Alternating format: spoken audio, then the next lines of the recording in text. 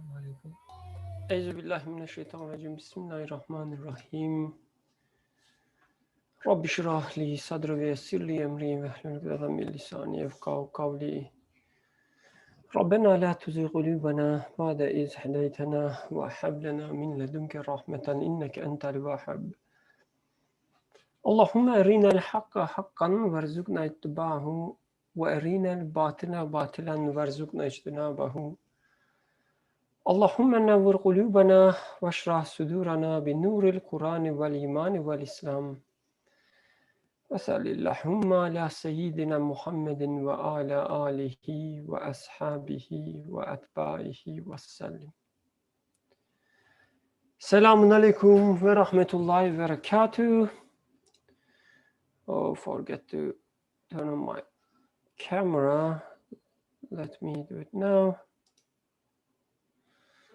Okay, inshallah you can see me and you can hear me well. Again, Assalamu alaikum. Inshallah, we will continue our discussion about living with prophets. So taking lessons from prophetic narrations in Quran, trying to see how they resolve our own problems and how they adapt to our own lives. So today, inshallah, we will study a very short the part of the surah, the story of Yusuf in Quran. We studied this story in detail in the previous semester in 3 parts, the entire story. So today, inshallah, we will only study the very short part of it. Which is somehow related to seeking refuge in God, in Allah.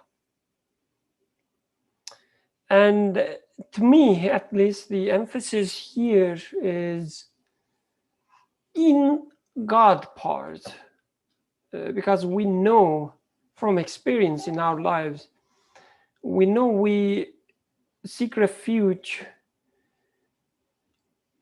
in different things, in different powers, let's say, as we see them in our lives.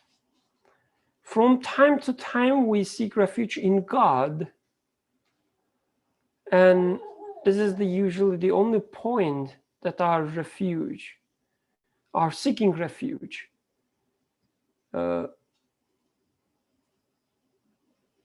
has something in return. We get an answer. So let's start with a story. So the first 2 ayah is from 23 and 24. All of them are from Surah Yusuf, 12. You can, if you can call them as chapters, chapter 12. And the first 2 is from the 23 and 24, and then we have 32, 33, and 34. So the main ayah that we will study, inshallah, will be 33. But just to give a little background, I thought we should also read a few more verses, just a few of them. So Abdurrahman, would you like to read the Arabic part for us, if you don't mind? بسم الله الرحمن الرحيم وراودته التي هو في بيتها عن نفسه وغلقت الأبواب وقالت هيت لك قال معاذ الله إنه ربي أحسن مثواي إنه لا يفلح الظالمون ولقد همت به وهم بها لولا أن رأى برهان ربه كذلك لنضرب عنه السوء والفحشاء إنه من عبادنا المخلصين قالت فذلك الذي لمتنني فيه ولقد راودته عن نفسه فاستعصم ولئن لم يفعل ما أمر أمره ليسجنن وليكون من الصاغرين قال رب السجن أحب إلي مما يدعونني إليه وإلا تصرف عني كيدهن أصب إليهن وأكن من الجاهلين فاستجاب له ربه فصرف عنه كيدهن إنه هو السميع العليم. Jazakallah khairan. Thank you. And sorry for the font selection. I know it's really hard to read this font. Next time, inshallah, I can try to find a better font. Okay, let's read the English translation as well. Bismillahirrahmanirrahim. And she in whose house he was sought to seduce him. She closed the doors and said, "Come, you." He said, "The refuge of Allah, Ma'azallah, I seek the refuge of Allah. Indeed, He is my sustainer, who has made good my residence. Indeed, wrongdoers will not succeed." And certainly she desired him, and he desired her, had he not seen the proof of his sustainer. And thus that we should avert from him evil and immortality. Indeed, he was our sincere servants. So up to this point, so what happens, just to give you a little background, not that we are studying the history, but just, I guess, knowing about the initial story that is narrated may help us to understand what's going on. So as you would remember, that Yusuf, peace be upon him, he was left in a well by his brothers, and a caravan, a group of travelers, let's say, merchants, they found him and sold him as a slave, and he raised in a house by a gentleman who's called Aziz, but some translator also say, some translators they say Aziz also refers to an old man or great man, so it's not a proper name, but doesn't matter. He was raised a good man, and he was educated, trained by Allah, according to Quran. And anyway, as he reaches maturity, he's a beautiful guy, apparently. And the lady, wife of this gentleman who raised Yusuf, as we, narrated the thought in this ayah, two ayah that we read, she sought to seduce him. And he sought refuge of Allah, as he knew that he was his sustainer. And then the second part that I will read, it's like that there are a few more things happens in between. And being defeated, she's insisting, she's still there, trying to attack, waiting for attack. So she calls some of her friends and shows them, the one who somehow made her crazy is certainly someone that they would also want to seduce. So anyway, it goes as she said, "That is the one about whom you blamed me." So all these women gossiping about her, how she tried to seduce the boy they were taking care of. So that was very bad, attitude, very, very bad thing to do. And she's now trying to show them that she was helpless. There was nothing else she could do. "That is the one about whom you blamed me, and I certainly sought to seduce him. But he firmly refused. And if he will not do what I order him, he will surely be imprisoned and will be of those debased." So she will try again. And this time, if he, insists to refuse,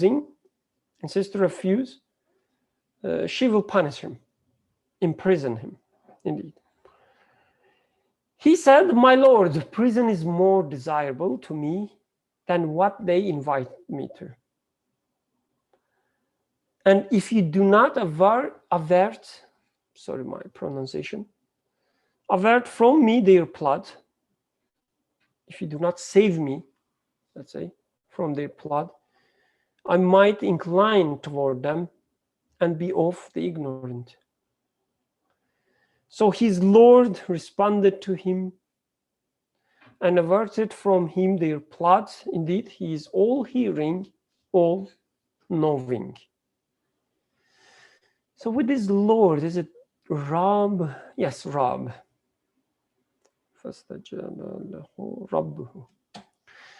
"Oh my sustainer, oh my Lord, oh my master, oh my trainer, oh my educator, oh who has been taking care of me all these years, oh my Lord." So any initial comments, any initial thoughts about this ayah?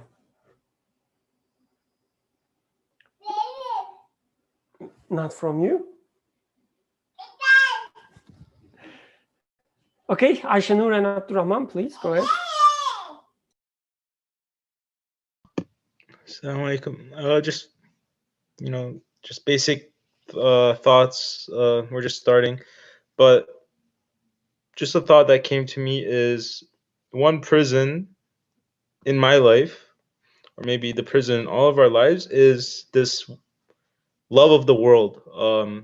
That's we might be attracted to, or this idea that might be like kind of pushed upon us, is that the world is kind of our purpose, and we need to love the world, and we need to do everything that we can do so that we are successful in the world. And this love of the world, like we have it in ourselves, like with these, like let's say we want to taste the best of everything. We want to taste uh the most luxurious versions of everything. This is, we want to be the most comfortable we can ever be. We have such desires within us. It's also fed to us. This is like our purpose and our goal. And I see that similar to how like Yusuf is the Prophet Yusuf is trying to be seduced here.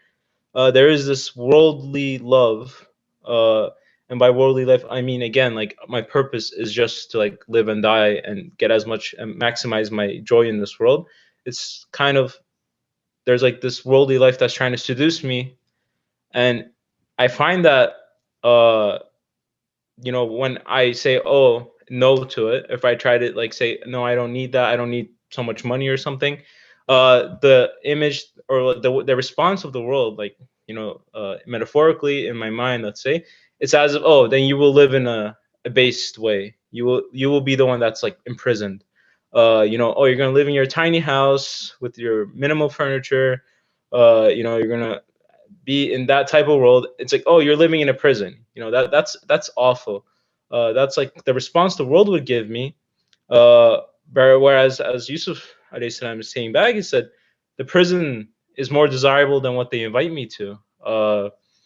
Because what they invite me to is like, you know, they think that I'm the one in the prison, but they're actually the ones in the prison because they've imprisoned themselves in this love of the world.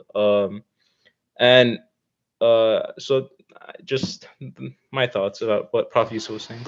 And I was just thinking, I wanted to add along similar lines that, after just listening to these verses, the question arises, well, in what is trying to seduce me within my own context, within my own place and time? And um, yes, there's various loves of the world, and there's also just, for me, various ideologies trying to seduce me, and saying that they will maximize my happiness or maximize my intelligence or maximize my prestige or anything. So I guess I just want to say, there's also, that's one other way we could look at it in terms of how we face this current day seduction. جزاك الله خيرا.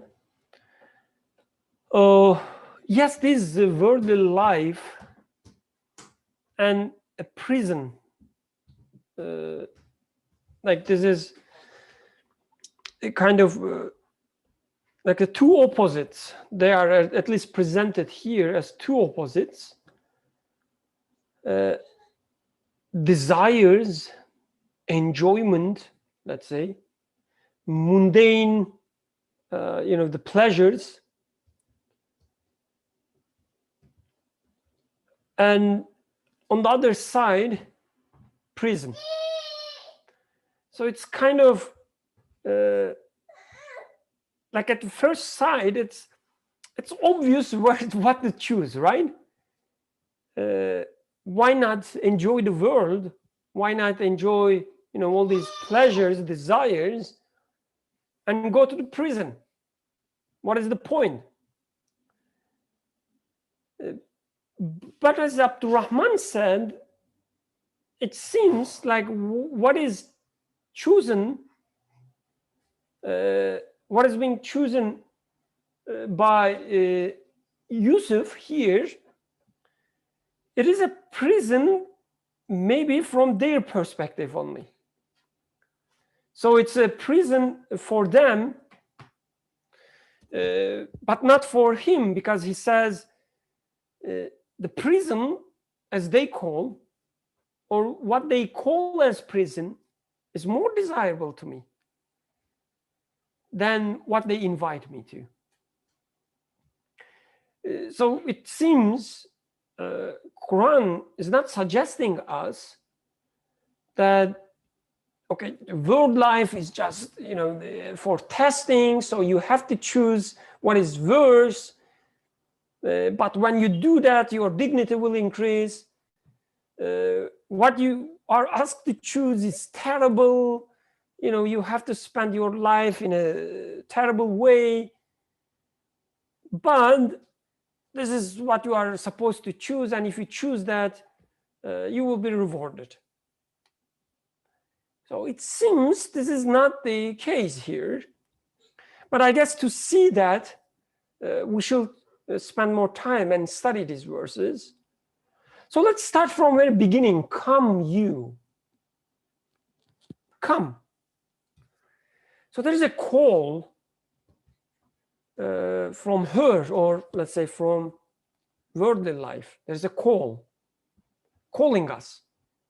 And it's not like a generic call. It's not like, okay, guys, ladies, gentlemen, whoever out there,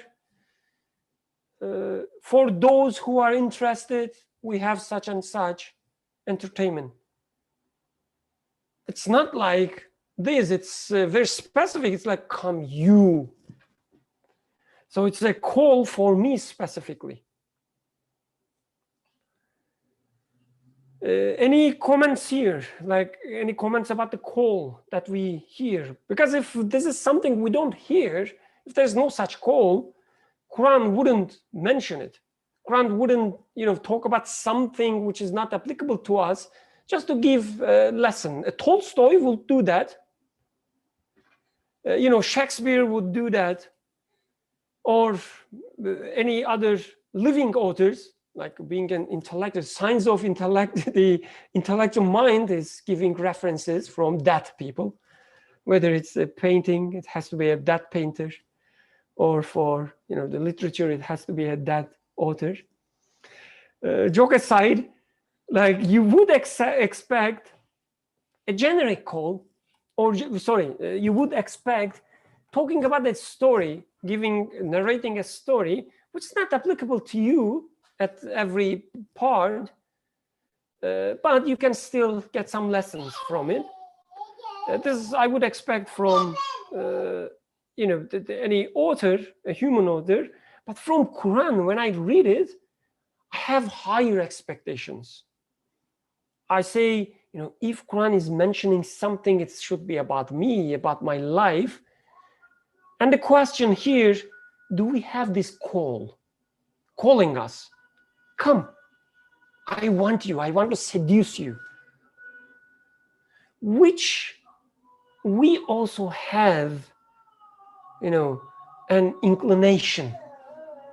Certainly she desired him and he desired her. Sorry.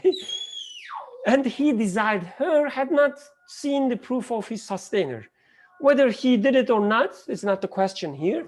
Whether he has this potential, the inclination or not. And Yusuf, please go ahead.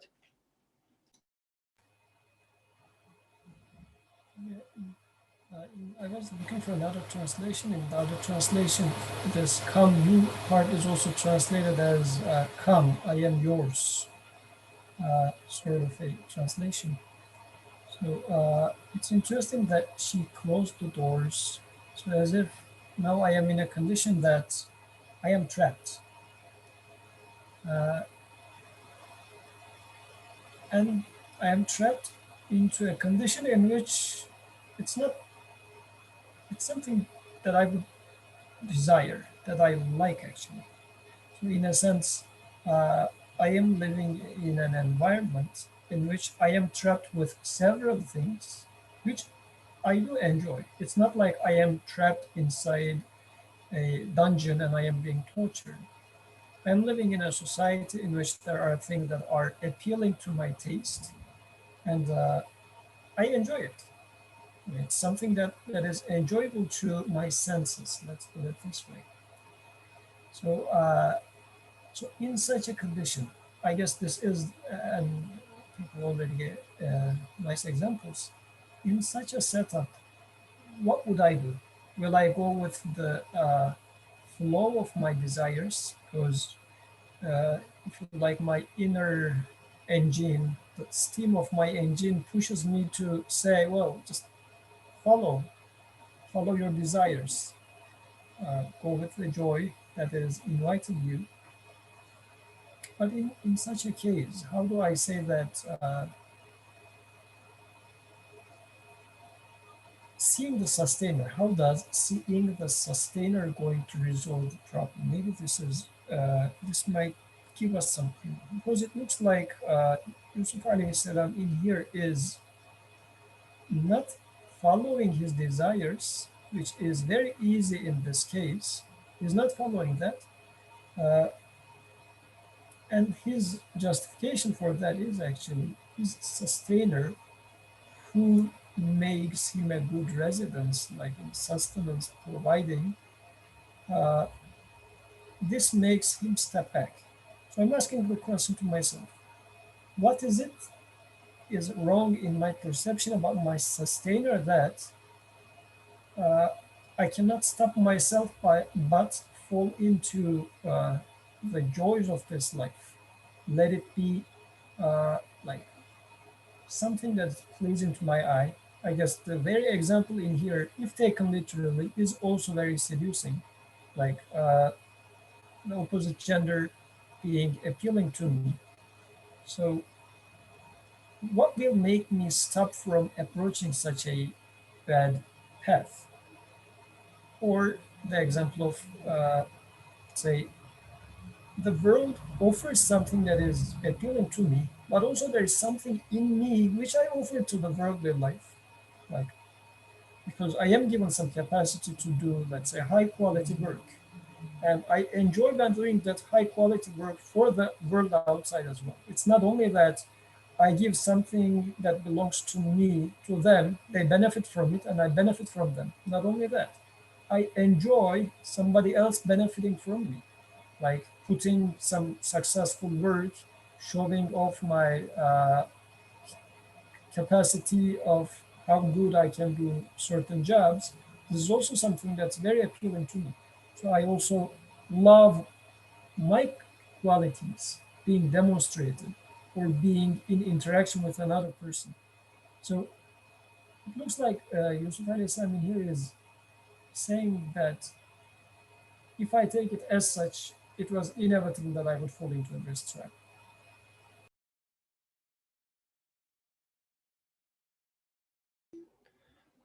So thank you. Jazakallah khairan. It seems like for you, for instance, one example of call would be call of success, call of reputation. Any other calls from your lives?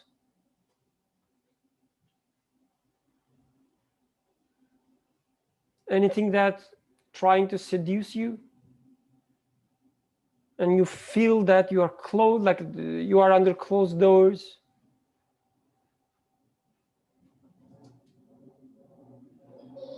Nothing much. Alhamdulillah, alhamdulillah. Such a, the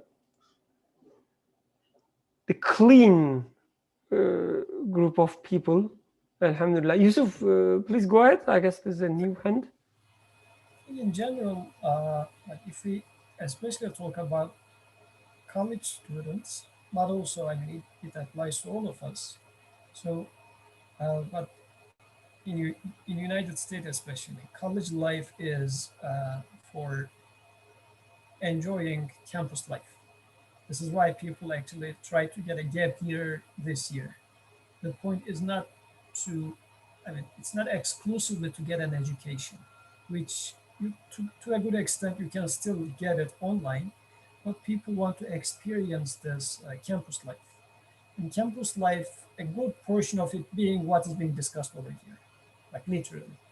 So there is this free life without any responsibility, but you can engage any sort of worldly joy as a bonus when you are getting your education. So partially you are trying to thrive in your career, but on the other side, you can indulge into any sort of joys because you're away from your family, from your own society, which might say, no, no, this is the wrong thing to do.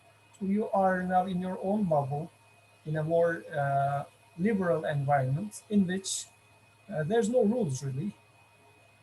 So you can indulge into these sort of joys, which Yusuf is being challenged with, if you like, in here.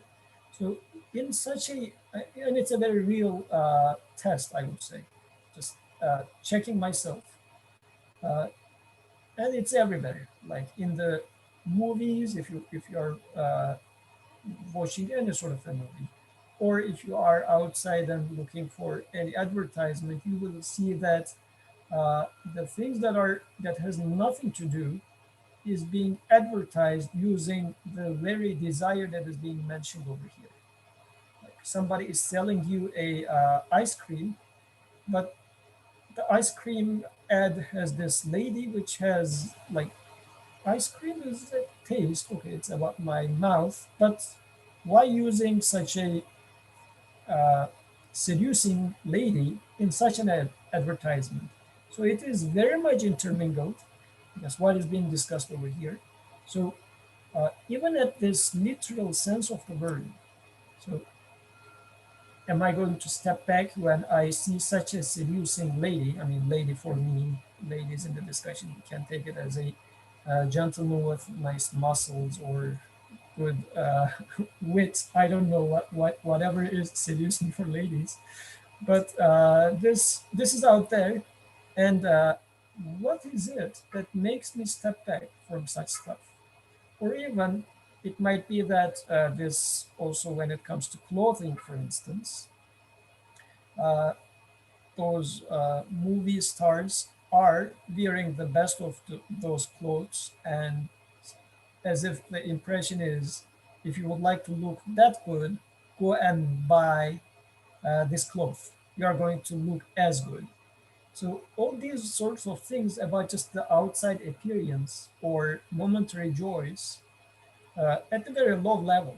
I mean, if you think about, let's say, I'm trying to develop something new for the humanity, sort of a thing, and I'm going to get a reputation, there seems to be some sort of a slightly higher goal in there. But this very low level of joys, I guess it's valid for everyone and it's out there. So how am I going to save myself or step back from such a call?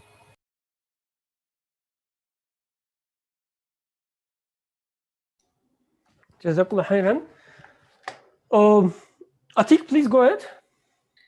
I think something that I feel a little trapped in society or whatever is my own personality, or what I believe to be my personality. Right, I might face certain situations where, you know, I feel compelled to act in a certain way, but in reality, objectively, it might be better if I acted in another way. But I will argue with myself, no, I'm this type of person, and so I don't need to act that way. That's not who I am, and that's a challenge that I face.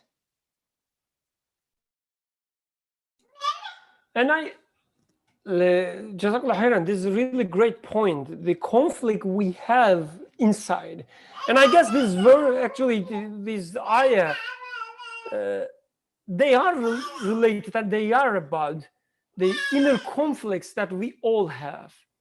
So let's be honest to ourselves, like the life we live in.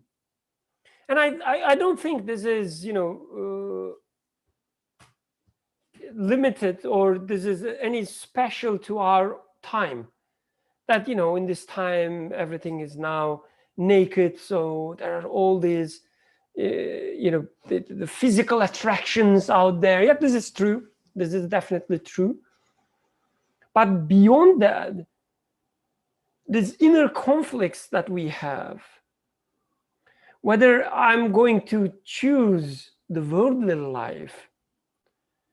Worldly life can be anything.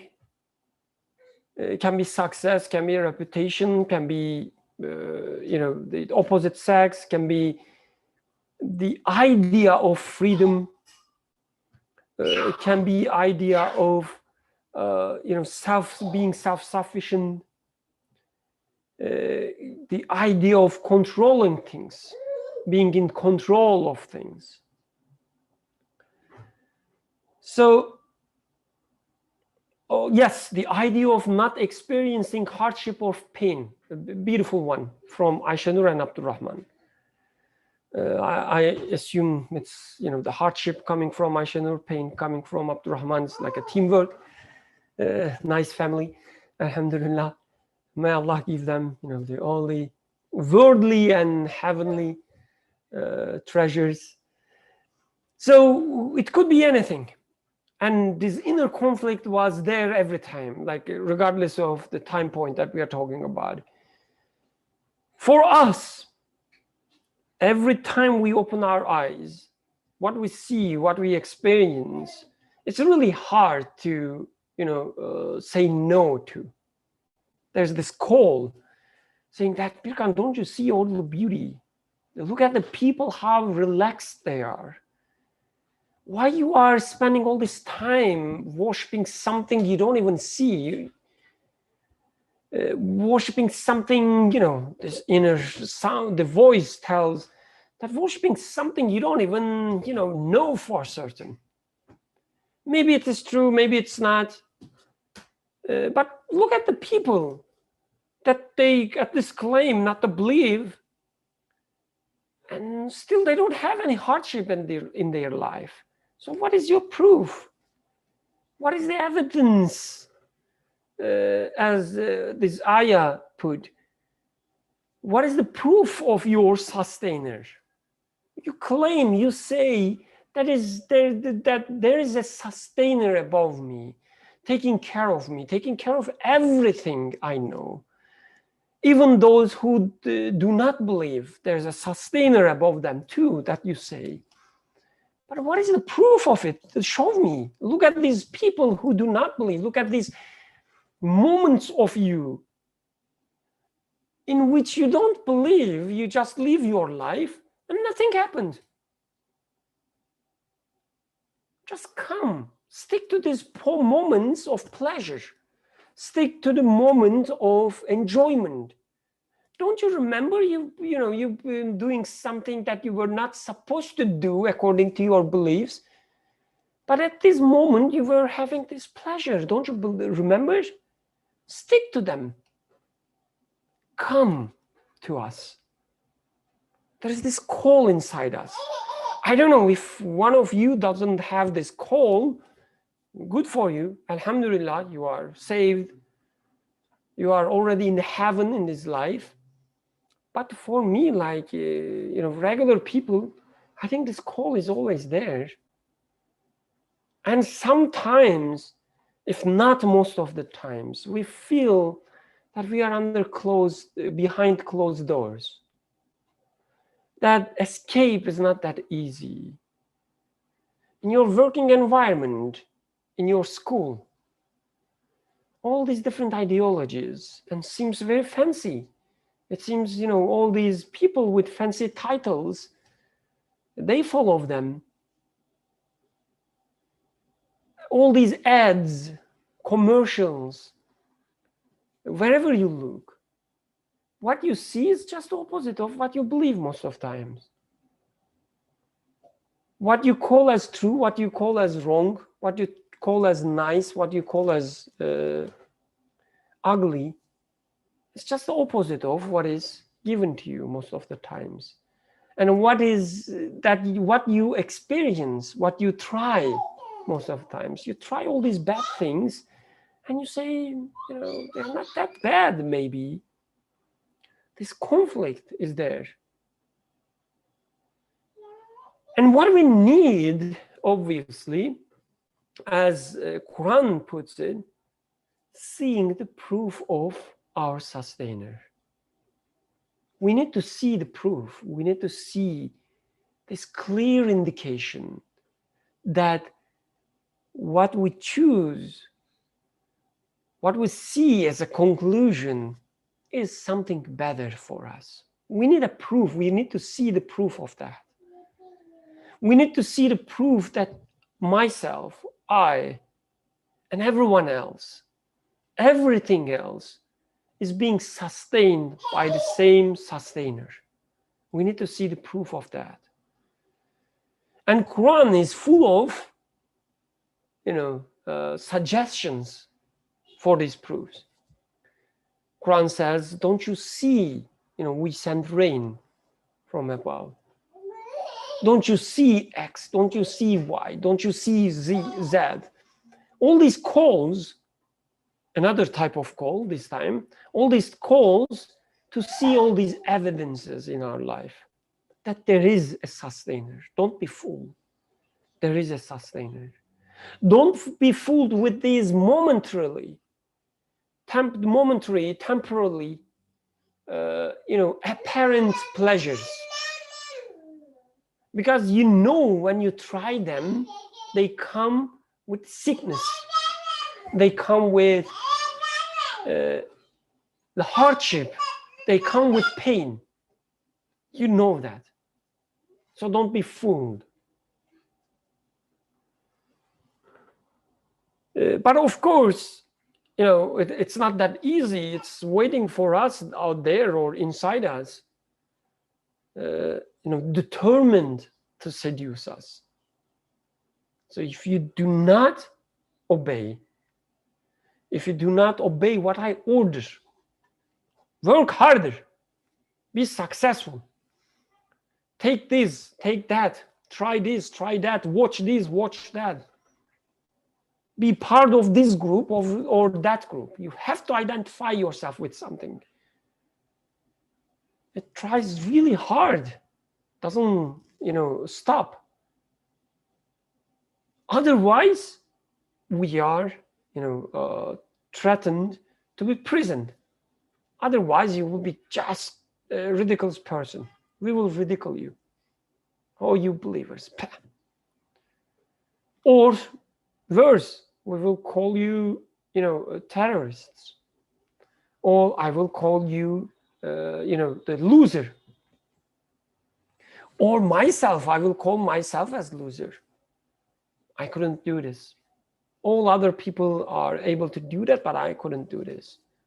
I'm a loser. Yusuf, please go ahead. It is interesting that both ends of the path has a trap. Like first, she locks the door, so they are like initially Yusuf was locked into a condition in which he cannot escape. The other end is again putting into prison. So as if he is being asked to choose one of the two prisons, but he chooses the prison that the other is like. Apparently, he is considering the real prison in this story to be more free than the first prison, which is being locked in that room with that seducing lady, it's again, like, I guess the idea in here is he is aware that this is, again, a condition in which he is entrapped in, and it's a condition which is not pleasant.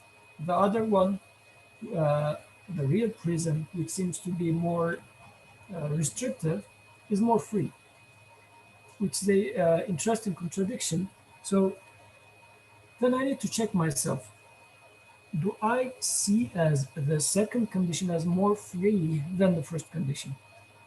Because Yusuf alayhi salam makes a choice accordingly. I mean, this is part of the story. Not only that, of course, he is making his choice based on seeing, not going towards the first choice, first option. He does it by recognizing his sustainer. But then for the second one, he is choosing it over the first one by observing that it's more free. So I guess is falling into the trap of worldly life. Do I consider it as more restrictive uh, than being what others would consider as being a miserable guy?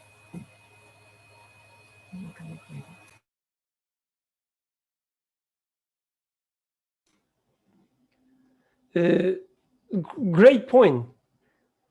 So are we able to say the prison is more desirable to me than what they invite me to? So we can take this two ways, as I said at the very beginning. We can take this as, I'm sorry, but to be honest, believing in a sustainer is like being in prison. I'm sorry, but what it means to be a Muslim is just like being in prison. But I will do it still. I will still choose that because what will come after, it's much better. We can take it that way, or we can say the thing that you call as prison, you threatening me as being as imprisoned, but I will be honest to you, I think it's much better than what you offer to me. So are we able to do, I will able to say that? Of course, we can take this story as literal and talking about someone else. He was seduced by a woman, and he was just trying to, save his dignity. In this case, the prison is a better choice, and this makes sense, definitely. If we take it as a historical narration, at least to me, it makes perfect sense. And there are lessons to get from it. But when I try to apply it to myself, alhamdulillah, there is no such, person or, the, thing that trying to seduce me in a literal sense, and that I'm threatening to be imprisoned. So there's no such thing in my life. If I try to see it, like if I try to adapt it to myself, so what happens? All these things that we discussed so far, that this worldly life is calling me. And if I do not accept it, this worldly life or the thing inside me, the part of me, my nafs, my soul, tells me that if you don't take this path, you are among the losers. You have to be successful. You have to be, attractive. The people should look at you and, say nice things about you, praise you. Otherwise, it's like being in prison, my soul tells me. But on the other hand, there's another, part of me, or another aspect of me, let's say. Otherwise, it would sound as if, we're talking about different parts of the human being. There's another aspect of me which seeks refuge in God, meaning being aware that everything that I experience, including this inclination to worldly life, including that, it is part of the education, part of the training I receive in this life. I realize that, this is how I understand seeking refuge in God, that I realize that everything in front of me is created by God. So I do not seek refuge in, let's say, authorities. Oh, please help me. No, I say, everything is created by Him, including this inclination to worldly life. So this must be a part of my training as a servant. So I must be, seeing something out of this inclination. This inclination itself must be a proof of my sustainer. I should see it. And I say, everything is being created by you only. Hence, you are the only one can give me guidance. You are the maker, and maker knows best. So give me the guidance that I'm looking for. Otherwise, if I don't see this call from worldly life as a creation by Him, a creation of Him as well, I will be among the ignorant.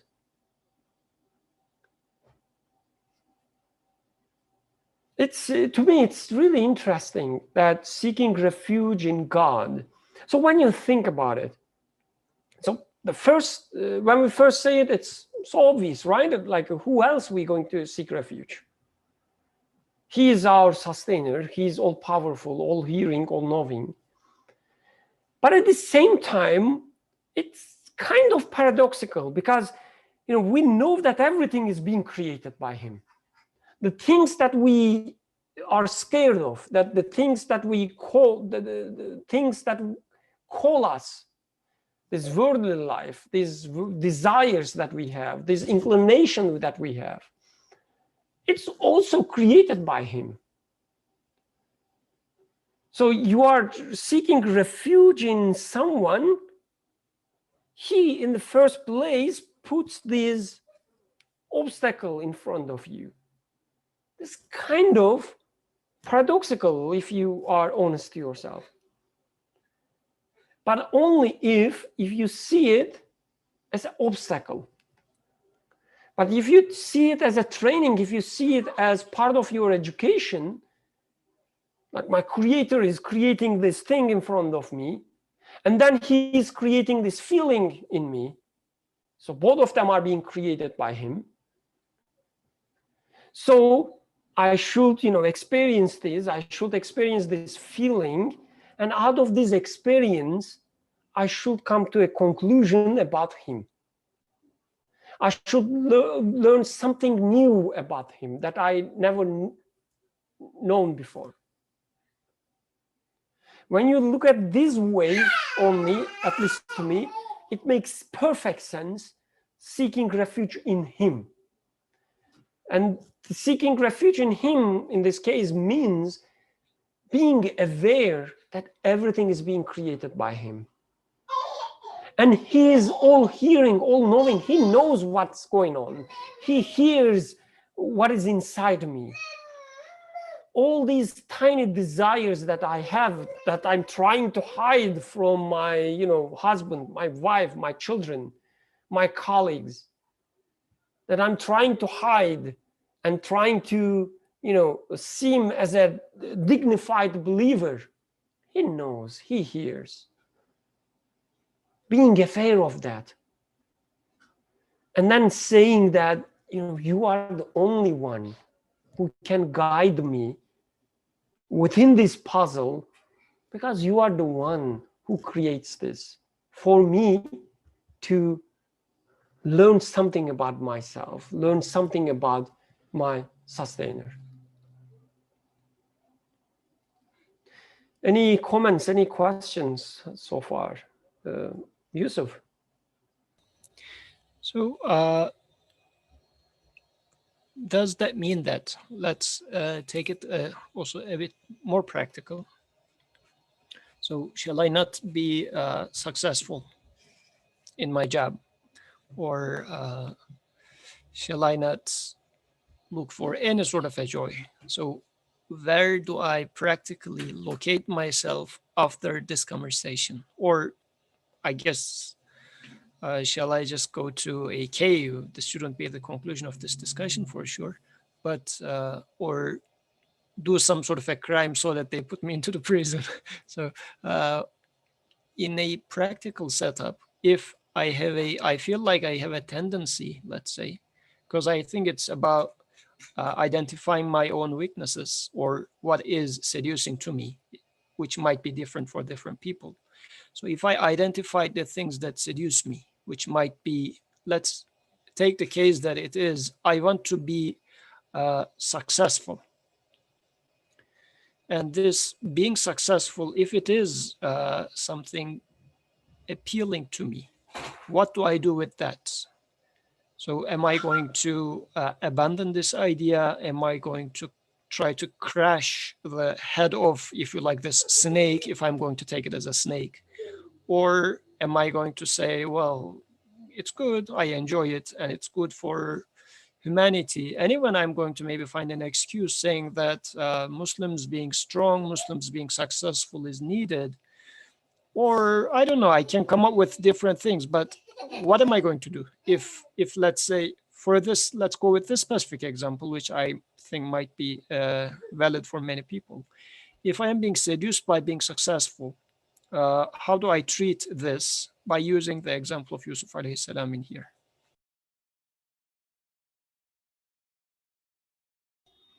So there's one comment from, I think, partly joke, I guess, partly serious. When Yusuf was giving all these examples, like, then am I not supposed to be successful or, rich or anything? Like worldly life, when we say worldly life, interesting, the only examples we think of are the same with me as well. Being rich, being successful, being attractive, all these things. And he says these are not bad examples. Like being successful, being rich, or being attractive, these are not bad examples. Why you are giving these examples? So there's nothing wrong with, being successful, I guess is what he means. And I agree, there is nothing wrong with being successful. And most of the times, not most of the times, actually, all the times, it is again him, our sustainer, who chooses who is going to be successful or not.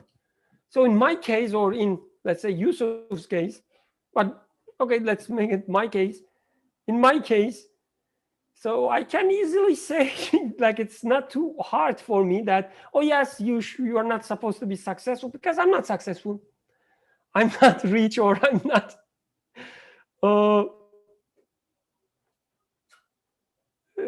Oh, he says, oh no, I meant the one where you commit a crime to go to prison and escape dunya. Oh, okay, I see.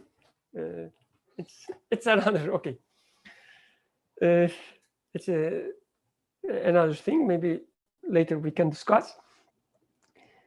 For me, it's not that hard to say, success or being rich or being attractive is not something good, because I don't have any of these, alhamdulillah.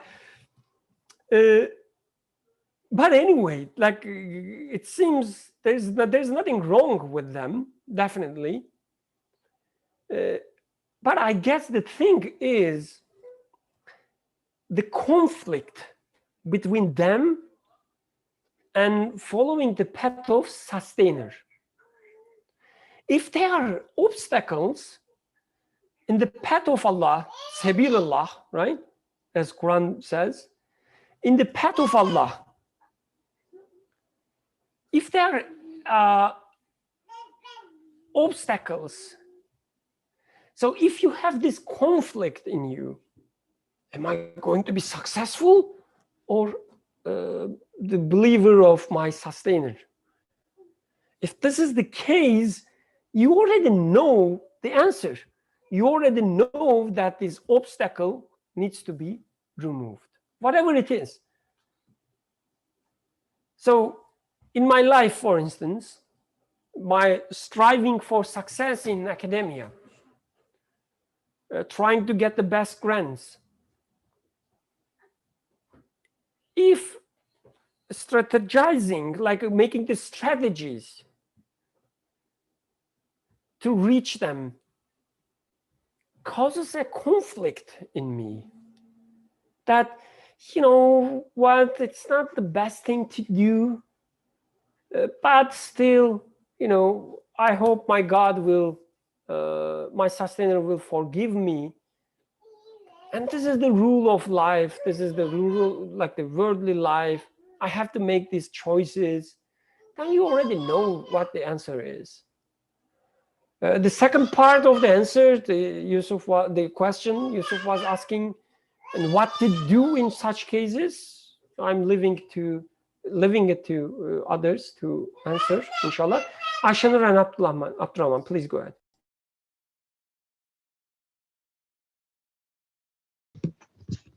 Yeah, thank you.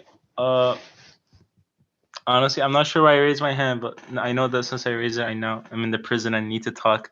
I guess I had some like hazy ideas. I was thinking that, this leaving the world and going to a cave and I don't know, just living like a monk. Maybe it sounds peaceful. You know why it sounds peaceful is because one prison that, as we've been talking, like one prison I see in myself is like, I'm like trapped with my desires. I'm trapped with this need for this worldly life. I'm trapped with my need for success. And because I can't reach these things, I can't ever reach them, it becomes a torture for me, a pain for me. So I'm like, okay, let me escape this prison of my desires and let me go live without them. Let me go up into a mountain where I'll be free of them. But then I'm thinking that another prison that I can't escape is the fact that you're a human. And as a human, you can't escape these desires. Like, you always need, you always want. Like, maybe you can try to detach yourself from them, but if you could be a monk or you could be like a billionaire that has everything. I'm sure that because you're a human and because you have this capacity for experiencing like literally infinite, almost, like, you always want more, and since you always want more, you're never going to be satisfied. So like you could just say like the fact that you exist is a prison. It's just like torture, because this world will never satisfy you, because you've been created in such a way that the world is not supposed to satisfy you. And it's quite literally, if you go at it with the intention that I live for the world, then it will be a torture for you, a prison for you. So like coming to the idea of, I think you mentioned earlier, like, okay, what they present to me is, you know, I'm gonna live. They live nice in this world, but in the hereafter, we'll see who's gonna be better. You know, I don't think it's that way. I think instead that the way they live right now is also a prison, because they can't solve my problem that I desire so many things that I can't have. I need so many things, and this world can't satisfy that for me. And I need to find like my creator who created me that can satisfy that for me. I need to find the sustainer who can save me from this prison. And again, I don't know why I raised my hand, but those are my comments. These were actually great points. Like, I'm glad you raised your hands, because like when we give all these examples, like being rich or successful, whatever, the beautiful gentleman out there, it sounds as if we're just criticizing, you know, this physical worldly life, and we have to go somewhere like the countryside where we don't see any beauty, quote unquote beauty, or nakedness. Let's make it more practical. That we don't see much nakedness.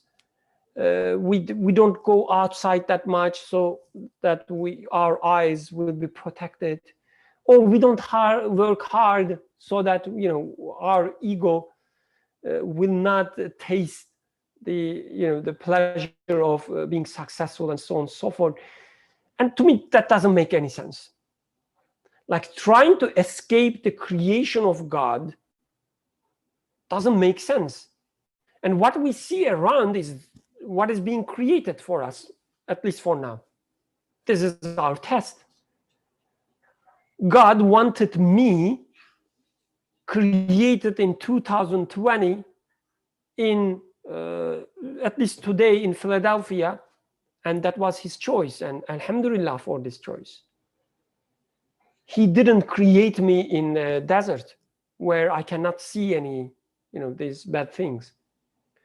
So the point is not trying to escape these physical conditions or the system that we are in. But I guess the point here is trying to escape from the understanding of this life, how we understand, and what is given to us, the call from the art, you know, the worldly life, is not simply that, you know, get lost in these pleasures. But there is something deeper than that. The call is telling us that all these pleasures that you experience in your life, that all the desires that you have, can be sustained and provided by these worldly things. These are the source of your sustenance. These are your sustenance. These worldly things like naked body, a title, money, wealth, reputation, a good friendship, a nice family, a large family, having many children, beautiful children. They shouldn't be any sick or anything, and they shouldn't have any, you know, physical defects. They have to be beautiful. These are your sustenance. They will give you pleasure. This is the call. And on the other side, on the opposite, is not having any children or money or, you know, having a good relationship or friendship, but knowing that everything is being created by him. He is creating my desires. He is creating the sustenance of these desires. This idea is the opposite of what is, you know, offered to us. That no, what you suggesting as a source of my sustenance is not the source of my sustenance. My source of my sustenance is him. the one who is all hearing and all knowing. All this desire to be successful is created by him. And if I'm successful, it is given by him. If I'm not successful, it is given by him. And in both cases, I am pleased. Because in both cases, I know the source of success. And knowing source of success is my gain. I don't care, I don't mind being successful or not successful. But I do mind knowing who is giving success and who's taking away my success or not giving my success. This part I care. And I guess this is what it means prison is more desirable to me. Knowing that he is my sustainer, the one who creates the whole universe is my sustainer, not the medicine that you offer, not the money that you offer, not the beauty that you offer, not friendship or family that you offer is the source of my sustenance. He is the sustainer. And knowing that actually much better than what you suggest. Because if I follow your suggestion, I have to worship all these false idols, which cannot benefit or harm me. But choosing him as sustainer, that now I'm in safe hands. I'm in the hands of someone who can benefit me. It is much better. What you call as prison is much better to me. What happens otherwise, speaking of practical life, what happens? Look at our lives. When we assume the pleasure that we receive from our friends, it's coming from our friends. These moments that we have, they are so precious that we cannot lose. What happens? Next year, our phones have higher, better cameras and higher capacities, storage capacities, because we have to save all these moments. They are just going away, right? And we have to save them. When we assume the pleasure that I get from my family is from my family, from my mother, from my father, from my daughters or sisters, I know they will die just like me. And this pleasure becomes an anxiety for me. This is the life I live in. Every time I think of losing my father or my mother, I go crazy. But on the opposite side, Quran says, know that this pleasure, this desire is by him. He is your sustainer.